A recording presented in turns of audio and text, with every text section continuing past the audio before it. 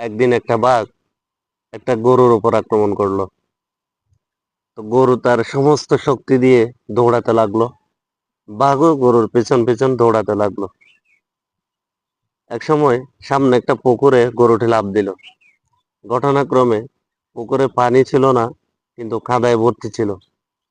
বাঘও গরুর পেছন পেছন পুকুরে লাফ দিল।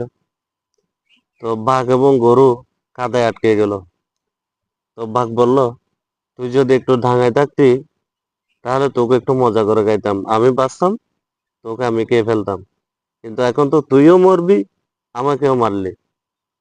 তো তখন গরু হেসে বলল, বাঘ ভাই, আপনার কি কোনো মালিক আছে?